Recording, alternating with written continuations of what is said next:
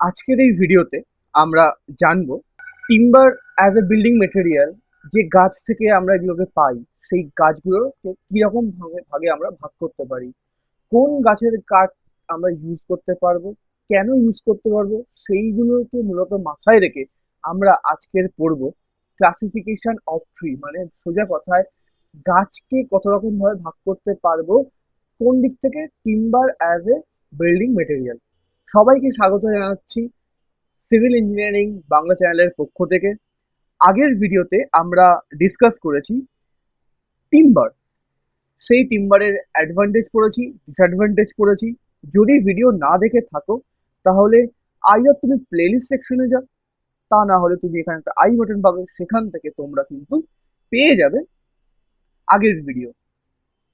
Video যদি ভালো লাগে লাইক করে আমাকে মোটিভেটেড করুন, মানে এটা ইউটিউব অ্যালগোরিদমকে সাহায্য করে। আর ভালো লাগলে শেয়ার করবেন বন্ধুদের সাথে। Classification of tree K broadly আমরা দুই ভাগে ভাগ করে থাকি। ব্রডলি আমরা কত ভাগে ভাগ করে থাকি? দুই ভাগে ভাগ করে থাকি। একটা হলো এন্ডোজেনাস, এন্ডোজেনাস, আর একটা হলো এক্সোজেনাস। আমরা বাঙালিরা এই সমস্ত ওয়ার্ড দেখে প্রথমে একটু ঘাবড়ে যায়, এন্ডোজেনাস আর এক্সোজেনাস। দেখো, তো এই ওয়ার্ডগুলো এখানে ঘাবড়ে যাবে না, কারণ দেখো দেখো জেনাস কথাটা কিন্তু দুজনের মধ্যেই আছে, তো এটাকে নিয়ে ভেবে লাভ নেই। কোথায় গল্পটা খেলা লুকিয়ে আছে? খেলা লুকিয়ে আছে আমাদের কিন্তু এই দুটো ওয়ার্ডের মধ্যে। একটা হলো এন্ডো আর একটা হলো এক্সো। এন্ডো এই something like that end, and this exo এটার মানে হলো something related to exterior or outward. এবার দেখা যাক যে এটা অ্যাজাম্পশন, ব্যাপারটাকে ইজি করার জন্য। এবার দেখা যাক এন্ডোজেনাস বলতে কি বোঝা যাচ্ছে আর এক্সোজেনাস বলতে কি বোঝা যাচ্ছে। কিন্তু আমি চাই এন্ডোজেনাস ট্রি, এন্ডোজেনাস ট্রি আর এক্সোজেনাস ট্রি, এই দু রকম ট্রিকে একবার দেখে নেওয়া নিজের চোখে। তাহলে আমরা ইজিলি মনে রাখতে পারবো এক্সোজেনাস বলতে কি বলছে, এন্ডোজেনাস বলতে কি বোঝাচ্ছে। তাহলে এইটা হলো আমার একটা এন্ডোজেনাস ট্রি আর এইটা হলো এক্সোজেনাস ট্রি। এবার আমরা ছবি থেকে বোঝার চেষ্টা করি দুজনের মধ্যে কি কি ডিফারেন্স থাকতে পারে। দেখো, এন্ডোজেনাস আর এক্সোজেনাস। এক্সো মিনস এক্সটেরিয়ার বা আউটওয়ার্ড। দেখো, এই যে গাছটা আছে না, এই গাছটা দেখো বাইরের দিকে কিন্তু এ কিন্তু স্প্রেড হয়েছে। হোয়ারাস এন্ডোজেনাস কি বলছে? এন্ডোজেনাস দেখো, জাস্ট দেখো সেন্ট্রালি গাছটা গ্রোথ হয়েছে, তারপর সে নিজের মতো করে একটু করে বেড়েছে। তাহলে এটাই হলো মূল পার্থক্য, যে গাছ শুরু থেকেই বাইরের দিকে গ্রোথ হতে থাকে, that is as simple as that, সেটা তোমার এক্সোজেনাস। আর যদি কোনো গাছ সে লম্বা লম্বি বাড়তে থাকে, তাল গাছ, নারকুল গাছ, সেগুলো তাহলে কিন্তু আমার হয়ে যাচ্ছে এন্ডোজেনাস। ঠিক আছে? আচ্ছা, তাহলে যদি তোমরা এন্ডোজেনাসের গাছের যদি জানতে চাও, সেক্ষেত্রে কি হতে পারে? কোকোনাট ট্রি হতে পারে। আচ্ছা, আর এক্সাম্পল কি হতে পারে? না, এর এক্সাম্পল হতে পারে ব্যাম্বু ট্রি হতে পারে, তারপর তোমার পাম ট্রি হতে পারে। আর এক্সটেরিয়ার এভরিথিং, আম, জাম, কাঁঠাল, বট, অশ্বত্থ সব এক্সটেরিয়ার্স এর মধ্যে পড়ছে। আর যেমন ম্যাঙ্গো, শাল, সেগুন, এগুলো কিন্তু সবই পড়ছে তোমার এক্সোজেনাসের মধ্যে। যখন আমরা গাছের ভিতরের যে ক্রস সেকশন থাকে সেটা যখন পড়বো, তখন আমরা জানতে পারবো যে এই এন্ডোজেনাস গাছগুলোতে কিন্তু ডিস্টিংক্ট ওয়েতে কিন্তু তোমার অ্যানিউলার রিং এসব কিন্তু থাকে না। হোয়ারাস যদি গাছটা এক্সোজেনাস হয়, তার মধ্যে কিন্তু প্রপার অ্যানুয়াল রিং কিন্তু আমরা দেখতে পাই।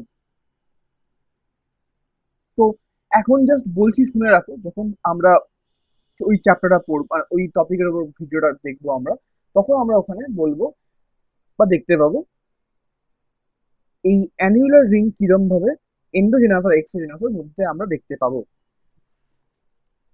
তাহলে এই আমার হয়ে গেল এন্ডোজেনাস আর আমার এক্সোজেনাস। এবার ফার্দার আমরা যে যে টিম্বারটা ইউজ করি সেটা কোথা থেকে আসে? তোমার তো আচ্ছা, সাধারণ কমন মানে কমন সেন্স কি বলছে? কখনো দেখেছো যে তোমার এই নারকেল গাছ, পাম গাছ থেকে কোনো রকম কিছু তৈরি হচ্ছে কনস্ট্রাকশনের, ঘর বাড়িতে যে কাঠগুলো ইউজ হয়? হয় না। তাহলে কিন্তু এন্ডোজেনাস দিয়ে আমাদের কোনো রকম মাথা ব্যথা নেই। আমাদের মাথা ব্যথা কি নিয়ে? আমাদের মাথা ব্যথা কিন্তু এক্সোজেনাস ট্রি নিয়ে। এক্সোজেনাস ট্রিকে আমরা আবার দুটো ভাগে ভাগ করছি। এক্সোজেনাস ট্রিকে আমরা কিন্তু কটা ভাগে ভাগ করি? দুটো ভাগে ভাগ করছি। একটাকে বলছি কনিফার্স, আর একটাকে বলা হচ্ছে ডেসিডিউয়াস। দেখো, এন্ডোজেনাস এক্সোজেনাস আমি মনে রাখার ট্রিক বললাম যে এন্ডো আর এক্সো, কিন্তু এই কনিফার্স আর ডেসিডিউয়াসের গল্প কি? কনিফার্স, এই কথাটার মধ্যে দেখো কনি বলে আছে। কনিকে আমরা কিন্তু বাংলা ভাষায় কোন, কোন, সেখান থেকে কোনকে আমরা কনি বলতেই পারি, কোনো প্রবলেম নেই। দেখো, মনে রাখার জন্য বলছি, এগুলো কিন্তু পুরো ইললজিক্যাল ভাবে চলছে। তো সেইখান থেকে আসছে অ্যাঙ্গেল। তার মানে এই কনিফাস ট্রিতে কোন, অ্যাঙ্গেল রেটেড কিছু একটা জিনিস থাকবে। ঠিক আছে? তো যদি আমরা কনিফার্স যদি মনে রাখতে পারি, তার উল্টোটাই হবে ডেসিডিউয়াস, এরকম ভাবে মনে রাখতে পারো। এবার এইটা পড়ার আগে আমরা এর আগে ছবিগুলো দেখে জানার চেষ্টা করব যে কনিফার্স আর ডেসিডিউয়াসের মধ্যে বেসিক ডিফারেন্স কি আছে। প্রথমে আসি কনিফার। কনিফারে দেখো, প্রত্যেকটা গাছ দেখো, দেয়ার ইজ অ্যাঙ্গুলার শেপ। প্রত্যেকটা গাছ দেখো, তাদের মধ্যে কিন্তু একটা অ্যাঙ্গুলার শেপ বর্তমান। অ্যাঙ্গুলার শেপ মানে কি? এটা একটা কোণ তৈরি করছে। সেই জন্য এই গাছগুলোকে বলা হয় কনিফার। আর ডেসিডিউয়াস কি দেখো, একদম বিশাল বড় বৃক্ষের মতো, আম, জাম, কাঁঠাল, বট, অশ্বত্থ, দিস ইজ দ্য ডেসিডিউয়াস। তাহলে যে গাছগুলোর মধ্যে সাথে কোনো অ্যাঙ্গেলের কোনো সম্পর্ক নেই তারা হয়ে গেল ডেসিডিউয়াস। আর যে গাছগুলোর মধ্যে একটা অ্যাঙ্গেলের সম্পর্ক আছে গোটা বাংলা ভাষায়, তাকে বলে কনিফার। এরকম ভাবে মনে রাখার চেষ্টা করবে, তাহলে কি হবে, ব্যাপারটা বুঝতে মনে রাখতে সুবিধা হবে। ঠিক আছে? আচ্ছা, এ তো গেল মনে রাখার কথা। এবার অ্যাকচুয়াল এটা কনিফার্স আর ডেসিডিউয়াসে কিছু এবার আমরা ব্যাপারে ডিসকাস করবো। দেখো, কনিফার্স যে গাছগুলো হয় না, এরা কিন্তু এভারগ্রিন ট্রি নামে পরিচিত। এভারগ্রিন ট্রি মানে এই সারা বছরের পাতা তুমি সবুজ দেখতে পাবে, সারা বছর এদের পাতা সবুজ দেখতে পাবে। এক্সাম্পল কি আছে, এই যে লিখে দিয়েছে দেখো, দেবদার আছে, তারপর তোমার চির আছে, পাইন আছে। এবং এখান থেকে যে কাঠটা পাই সেই কাঠটা হলো সফট, এটাকে সফটউড বলি। এবং এই কনিফার্স এর মধ্যে কিন্তু যেহেতু এরা কোন সেকশনে পড়ছে, এরা এক্সোজেনাস এর মধ্যে পড়ছে, আমরা কিন্তু এর মধ্যে কিন্তু অ্যানুয়াল রিং দেখতে পারি, বা অ্যানুয়াল রিং আমাদের চোখে পড়বে যখন গাছটা কাটা হবে।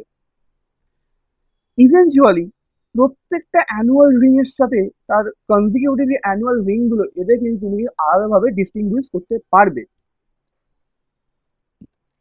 এবার চলে আসি তোমার ডেসিডিউয়াস। এই গাছগুলোর কি হয়? এই গাছগুলো কিন্তু এভারগ্রিন হয় না, কারণ এরা সেই সেম গল্প, এদের মধ্যে কচি পাতার একরকম কালার হয়, তারপর গ্র্যাজুয়ালি যখন পাতাটা ম্যাচিওর হতে কালার, তো এটা কি বলতে, তুমি কালার চেঞ্জিং বলতে পারো, কালার চেঞ্জ হতে থাকে। আচ্ছা, এদের পাতাগুলো কিন্তু জেনারেলি ফ্ল্যাট টাইপের হয়। ফ্ল্যাট টাইপের পাতা হয়, মানে বেসিক্যালি এরকম যে পাতা আমি দেখেছিলাম ছোটবেলা আঁকতাম, আমার আঁকা খুবই ভালো, তো সরি ফর দ্যাট। এইরকম যে ফ্ল্যাট টাইপের পাতা হয়। আর কি আছে? এই কাঠগুলোকে আমরা জেনারেলি কি বলে, এই কাঠগুলোকে আমরা বলি হার্ড উড বলে থাকি। এবং এই কাঠগুলোকেই বেসিক্যালি আমরা কমন সেন্স দিয়ে কি মনে হচ্ছে, এই কাঠেই কিন্তু ফার্নিচার ইউজ করি, বা বাড়ির তৈরি ক্ষেত্রে কিন্তু আমরা এই কাঠগুলোই আমরা ইউজ করি। এর উদাহরণ কি হতে পারে? এর উদাহরণ হতে পারে টিক, হতে পারে সিসাম, হতে পারে শাল, হতে পারে সেগুন, হতে পারে। আচ্ছা, আর কি? এদের মধ্যে কিন্তু কোনো রকম রেজিন তুমি পাবে না। হোয়ারাস কনিফার্সের মতো রেজিন কিন্তু পেতে পারো, এবং এরা সফট উড, তাই এদের কালারটা কিন্তু খুব লাইটার হয়।